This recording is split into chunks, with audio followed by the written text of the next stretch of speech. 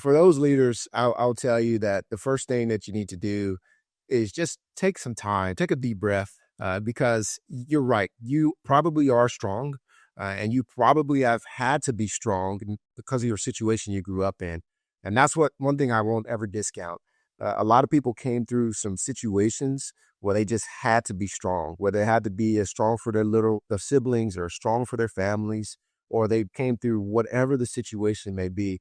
And so I commend you for being that person who is strong. But to that point, understand that you cannot carry these burdens throughout life the entire time by yourself. And I would say that's the first thing. You have to find somebody who can be your accountability partner and who can help you out to carry that burden.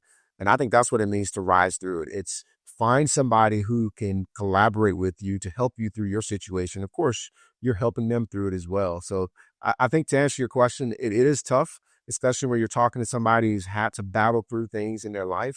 But the most important thing is, there's somebody that you can't let your guard down. You just have to put in the work to find them. I love it.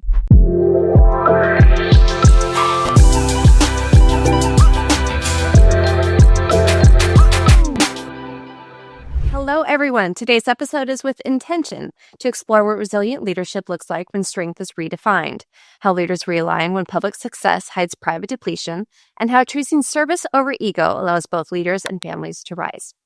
The episode is not about military leadership alone. It's about leading with integrity, with presence, and with responsibility, especially when at home.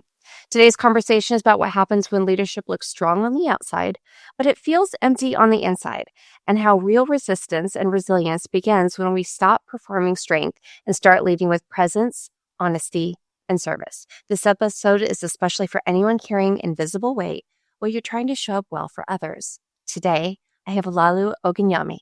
He's a U.S. Marine Corps officer. He's an author, a leadership mentor whose work centers on helping people rise through adversity with resilience, faith, and purpose. Knowing for his heart-forward approach to serving the next generation, he blends lived experience, practical leadership tools, and honest storytelling to help leaders lead well at home, at work, and within themselves. Through his writing and the Parent-Child Connect platform, Olaolu equips parents, teachers, and the emerging leaders around the world. Olaolu, I am so glad to have you on the podcast. Thank you so much for having me. Been looking forward to this conversation, so I'm excited to dive in. Yes, absolutely. So for the listeners who may not know your story, I'm still learning a little bit about it. Can you give us a little background, a little bit of a brief version of what led you into the leadership that you do now, both uniform and maybe at home? Absolutely. So I am the fifth of six children. Ended up graduating from Grambling State University with a degree in computer information systems. And I started off as a computer programmer analyst at Tyson. And the reason I use some of these facts throughout my childhood just to explain who I am is because they're important at how it led to me being a leader. And so at Tyson, I worked there as an intern and then took a full-time job for about a year before going active duty in the Marine Corps. And then from there, it's been history. So I took my active duty service around 2013 is when I started. And so it's been fun ever since then. It's just having a complete blast, have an opportunity to work with some phenomenal people and things of that nature. I started off my parenting very early. So I still was in college when I graduated with a 3-year-old. So you can imagine as a 22-year-old married and having a 3-year-old, it's probably not the ideal situation that you want to jump into.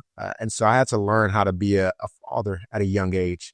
So that's how my parenting journey started. Since then, I've had 2 more children, a 12-year-old boy now and a 7-year-old girl, and my oldest is a 16-year-old girl.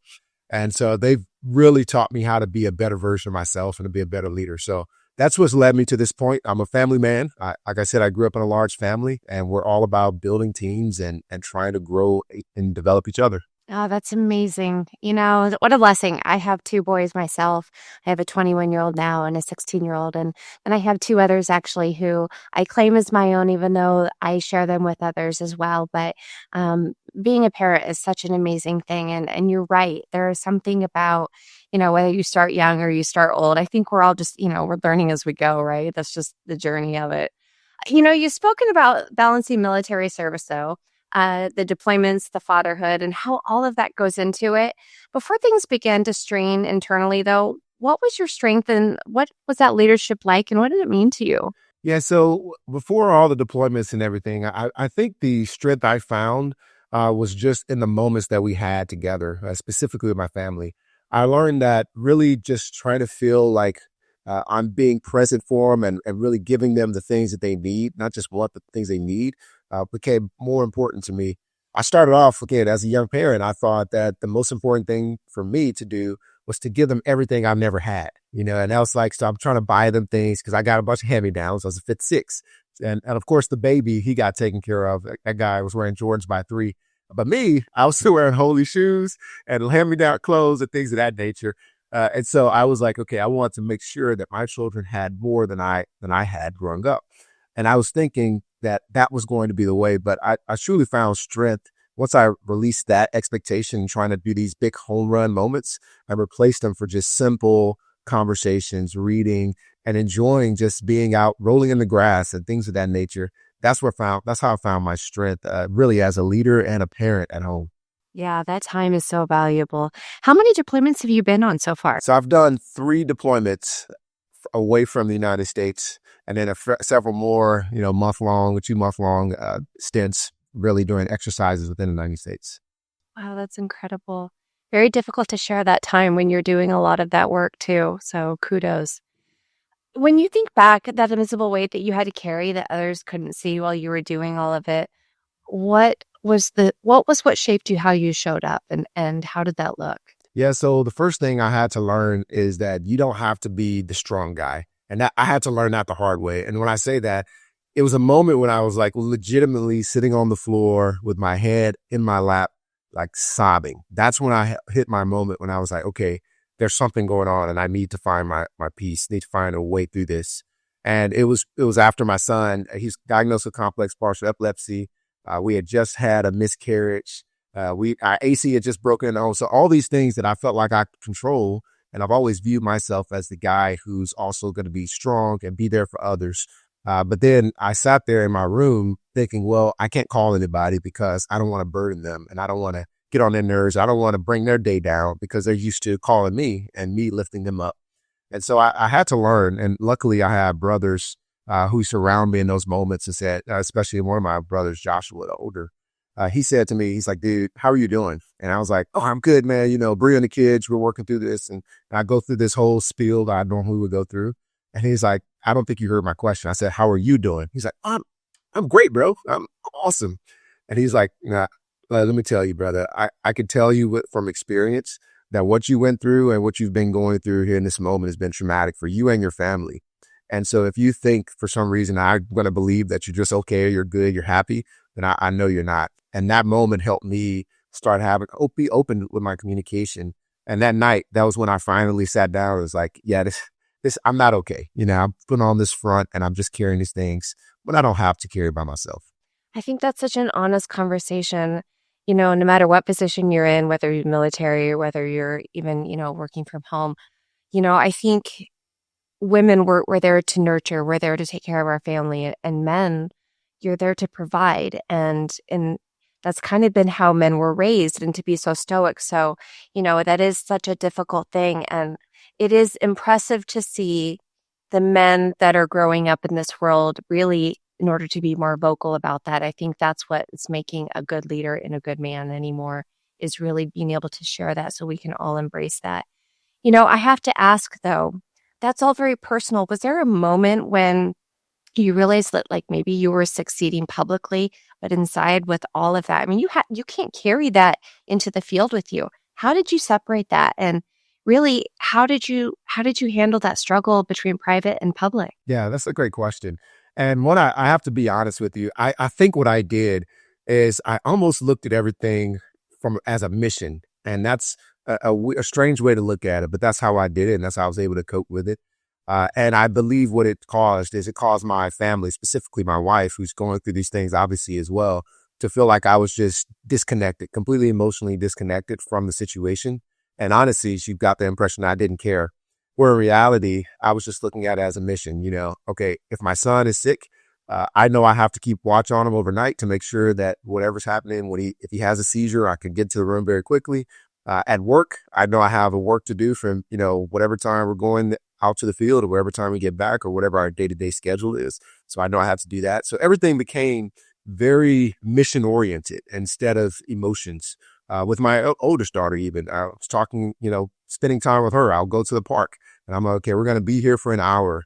And if we have to stay an hour and 5 minutes, I may do that or may not, but we're going to at least do an hour. I'll tell her 30 minutes. So that way she feels like I gave her extra time. So everything was strategic and planned. And I know it's a weird thing when I talk about it, it almost gives me goosebumps to think about, but that's the way I was able to cope with it at the time. And I thought I was doing well, but really I was just putting everything as just this very organized mission thing. Cause what I was truly trying to do, what I learned later, is I was just trying to find things to control. So the only thing I felt like I controlled in that moment was just my schedule. And so that's really how I feel like I was able to put on the persona that I was continuing to go and nobody knew what was going on. Yeah. I have to tell you and be really honest with you, when I first started doing these podcasts, I did it for my own reasons, but I was sick with chronic illness. But, my first episode, when it comes out, you'll be able to hear that really it was important for me. I wanted my children to know to never give up. And I think these conversations are just so important, just all around. Excuse me, I'm losing my voice here. For all those, though, but in reality, I'm listening to you talk, and I'm just confirming how important it is. And I'm loving this episode already because this tells me so much about what the masculine men need to hear more of. My voice, yours, the rest of the world. You said that the shift began when you stopped performing strength and started performing and practicing honesty. What did you have to learn about masculinity and leadership in that season? Well, for one, I had to learn that a lot of the things that I've been practicing and I viewed as being masculine were just a lie, right? In my household of 6 children, 4 of us are boys and 3 of us are spread apart by 2 years. And so the idea of masculinity or that macho manness that we had, it always was a thing. We always competed with each other. We competed with everything, which in some ways is great. We had some healthy competition. I mean, we all graduated from school. None of us was going to be the dumb one, although I joined the Marine Corps, so I probably was the dumbest one. But, No, you're probably one of the smart ones, yeah, the ones that we appreciate. Thank you so much. There's no shot at Marines. Most Marines would know why I said that. But yeah, I do think that sometimes growing up in that environment, I started taking on these things that I thought was masculine. Now, for example, don't cry or don't let other people see you cry. And then when I took this lesson that we had, which in my mind, it was don't let other people see you cry. That means nobody. But in reality, all they're trying to teach in this moment was be careful who you go to and who you share those vulnerable moments with. And I think that was just where I had to learn. That was some of the things that I learned, that, there are people that you can be vulnerable and you can communicate with and let your guard down with. But when you trying to build a relationship and you're not letting your guard down at all, that's with your wife or with your children or whoever else, then I tell you that I think those are some of the more toxic masculinity things that we learned, that I was definitely practicing growing up, that I had to just say, okay, that can't be right. Is all these things. I have a daughter who wants to connect with me. And I think that was an eye-opening thing for me. Again, as being a guy with this masculine home, having a daughter, all of a sudden, I was like, okay, she clearly wants to connect with me. And I'm trying to put on this persona so much so that I'm sort of disconnecting. And I was like, I cannot be a father accused of widening the gap between him and his children. So those are the kind of things I have to start rehearsing.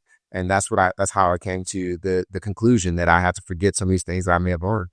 Did you feel like when you started slowing down and really kind of seeing that, how did that help change how you related to yourself and to your family and your sense of purpose? Yeah, so journaling is probably the thing that helped me truly connect with myself.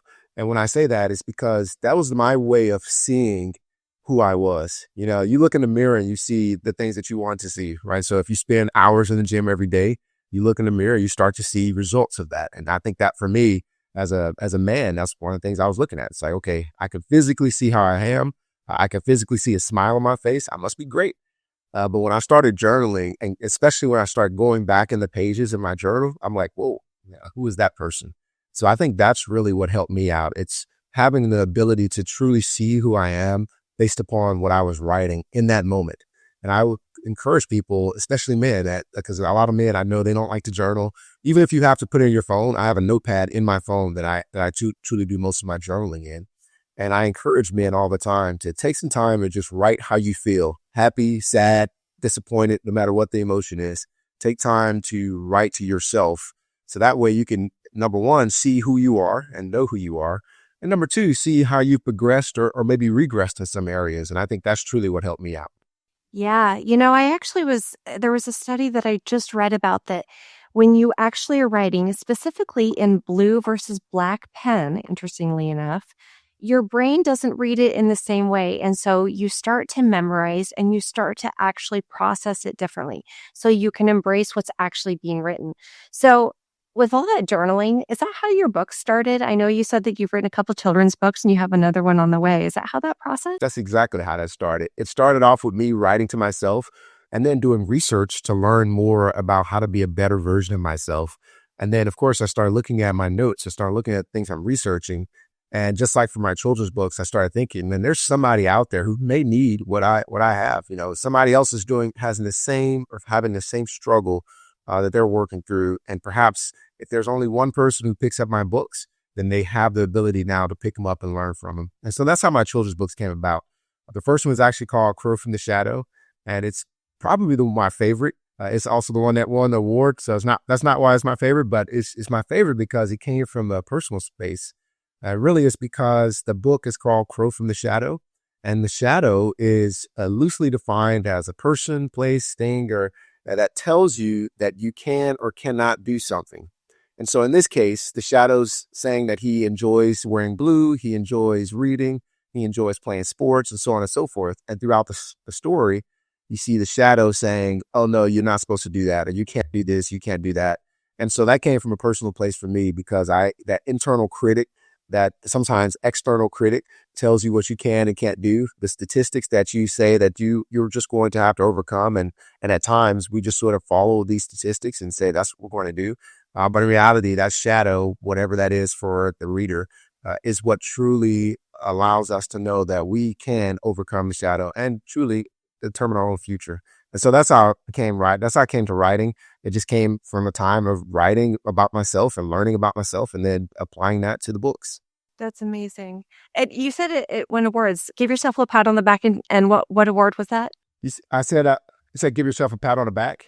Yeah, you said that it had won some awards, and I'd like you to give yourself a pat on the back with that. So thank you. Yeah. Thank you. So let's talk a little bit about the leading from overflow rather than emptiness that you talk about. What does that look like in real everyday life? Yeah, absolutely. So what I recommend to people is there's 4 key areas every single day that you should invest in. And this goes back to scheduling your day, which I said earlier was a little bit of a negative at times, but what I refer to in this moment is actually a positive thing. It's budgeting your time as if it's money. And in this case, you dedicate at least 4 or 10 minutes to 4 areas. That's physical, that's mental, emotional, and spiritual. And so the way I do it is first thing in the morning, I take that time and I get up at 4 just because I want to beat everybody else up and have time to myself. But I get up first thing in the morning and I meditate because I'm a Christian. I pray and I read my devotion. I also take time to read a book, whether that be a leadership book or whether that be some kind of technical article, something to stimulate my mind and grow my mental state. And of course, then I go to the gym and I work out. So I do all of that before I even start my day or before I see my first person I'm going to interact with. And what I think that does for me is it allows me to now build up a surplus for my own self-care, because I truly believe self-care is important. I build up a surplus for myself so that way I can pour into others. So that way when I'm having conversations throughout the day, it's not coming from a place of I just woke up, I haven't had my cup of coffee yet, and I'm stressed out. It's coming from a place where I've already had an opportunity to connect with myself, figure out what my emotions and feelings are, and center myself before I even start my day. That's incredible. It's so smart. I love that. And I'm sure your wife appreciates it too, because if you're up at 4, you get to help out with the kids a little bit better, right? That's exactly right. I love it. Lead last. It's a principle that you talk about in a daily practice for you. Can you explain what that means in a way that listeners can actually live out themselves? Absolutely. So lead last is also the book that I'm coming out with soon. But lead last is all about learning that there's things that you have to do first before you can be an effective leader. And so in this case, I challenge people to get to know yourself first. So that way we understand why we make the decisions we make, how we became the person we are today, and just understand who we are. Then get to know the people you're leading because that's important. I mean, I was reading a book by Tony Dungy, and it's surprising how many leadership books focus only on the leader and never about the people they're leading. So I challenge people to get to know the people you're leading. And then lastly, how are you planning to influence the culture? And that's really the three parts I encourage people to do. Is get to know yourself, get to know the people you're leading, and develop a plan for influencing the culture you're in before you consider yourself or try to be an effective leader. And so that's what Lead Last is. It's just figuring out how to do those things to be an effective leader and to be somebody who can cause change that's lasting beyond your tenure with your organization or your company or within your family, whatever it is. It's just securing a legacy for the future. That's great. And how does putting your ego aside, asking what does this person need most right now, change families, teams, relationships? How does that work? Well, first of all, I love that question because it implies that a lot of us leaders, especially those who, that ascribe to have that type A personality, we do have big egos that needs to be checked. And in many cases, I think it's confirmed throughout lifetime, right? So if you're leading in school and education or academics, you're leading on the football field or the basketball court or wherever you are, and you're leading in your whatever industry you're in, and now you're recruited to lead more people in this organization. So I think over time, you've been confirmed as you're that go-to person and you're great. And that's why the company wants you. And so what I challenge people to do is take a step back and realize that the company may have recruited you for all of your accolades up until this point. But now that you're in charge of people, it's time to take a look around the room and realize that you probably are no longer the smartest person in the room. You got there for being the smartest and most talented, but now you're in a room where you're not the smartest and most talented anymore, which means now you can actually pull from everybody else. And I think that's what caused me to put my ego to the side, is knowing that there are people who know more than me and they have great input. And even those who are brand new to the organization, they still provide a perspective that I don't have. And so that's really what checking the ego allows me to do, is to allow me to say, okay, I know people in the room have the answer. And if I'm quiet enough and check my ego enough, then I may get the best answer instead of getting an answer that I concoct myself. I think that's great. For leaders who feel pressure to always be strong and to show up and try to have the most control, what does rising look like when it starts in humility and in presence instead of? Yeah, so phenomenal question. So for those leaders, I'll tell you that the first thing that you need to do is just take some time, take a deep breath, because you're right. You probably are strong, and you probably have had to be strong because of your situation you grew up in. And that's one thing I won't ever discount. A lot of people came through some situations where they just had to be strong, where they had to be as strong for their siblings or strong for their families, or they came through whatever the situation may be. And so I commend you for being that person who is strong. But to that point, understand that you cannot carry these burdens throughout life the entire time by yourself. And I would say that's the first thing. You have to find somebody who can be your accountability partner and who can help you out to carry that burden. And I think that's what it means to rise through it. It's find somebody who can collaborate with you to help you through your situation. Of course, you're helping them through it as well. So I think to answer your question, it is tough, especially when you're talking to somebody who's had to battle through things in their life. But the most important thing is, there's somebody that you can't let your guard down. You just have to put in the work to find them. I love it. When you reflect on the journey and you see moving from being rooted in all that identity, realigning through the honesty and the faith and the time that you had to give it, and rising into the leadership style that you have and how that serves others, what does that look like for you now? Yeah. So trying to live through that, or just rising through all the adversity or really the insecurities that I have, it truly does help me to reflect. And I think the most important thing that it does for me is it helps me to see myself in others. And that was one of the most powerful things that happened. Being able to look out and say, man, I see that young man who is acting just like me. And it's almost heartbreaking at times, but it's also encouraging because now I know I have an opportunity, I have a purpose. I can walk up to that young man and say, hey, brother, I know what you're going through. I can understand, I can empathize with you because I was very similar. And I'm not going to say we have the same situation. I'm not going to say that I completely understand your circumstance, but I can say that we had similar circumstances. And I think that's really what, growing through all the insecurities and all the struggles and things that I've grown through and to become who I am today, it allows me to know that there's somebody else out there who I can help. And I think that's really what helps me out day to day. It really inspires me knowing that I can go out and just help somebody. Somebody could be going through something. I've seen people who struggle with anger problems, which is what I did as a young man. I was very upset because I was getting picked on. There's usually more to the story that's not considered. But in this case, I was getting picked on. So I was very upset. I was very temperamental. And then you see these things and you start to ask more questions because I went through that and I was able to become a better leader. But it has only helped me because I learned how to be more reflective on who I am and identify the root causes in my life. I love it. I think what you're leaving in the world for men, for women as well, I think just humans as well, I think it's much needed. And I love your approach on putting the ego aside. I think that we do often do that a little too less than we should at times.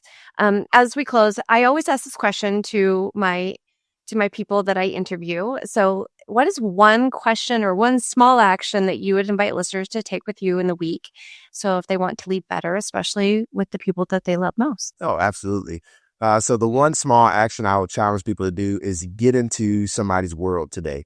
And what I mean by that is if you're a parent, go into your children's world, figure out what they enjoy. One thing I noticed for parents is that a lot of times we become more and more disconnected with them. And I think every generation does this because every generation is better than the next generation, because, back in my day, we were better. And then our parents said the same thing. And it's just, I think that just transcends generations. And so that's really what we have to realize, that there's a generational divide. And unfortunately, the thing that our children have now is the constant information and influences out there. So that divide is becoming even more wider. So I always challenge people to get into people's world, get to know them on a personal level. Get to know the people you're working with alongside. So that way you can understand people from where they're from and just delay judgment. If there's nothing else we can do, find a way to just get to know someone and start a conversation and start a friendship, because that's what we truly need, like in this world today. Oh, I love it. I totally agree with you. This conversation has been so good. For listeners who wanted to learn more about your work, they want to access some resources and really maybe try and keep in touch with you and work with you in the nature. What's the best place for them to connect with you? Yeah, absolutely. So if you go to www.parent-child-connect.com, you'll see my blog, you'll see my free resources. Of course, you'll see my books. You'll see my content partnership with YouVersion. You'll see all those things there. And of course, you can contact me. Again, that's parent-child-connect.com. I love it. Before we wrap up, I like to remind my audience you don't have to be whole to lead. Leadership doesn't begin once everything is resolved. It begins when you root in yourself, in your truth, you realign with what matters most, and you choose to rise with that responsibility right where you are. That's how we lead. Thank you so much for joining us. Thank you so much. Wonderful conversation. Thank you.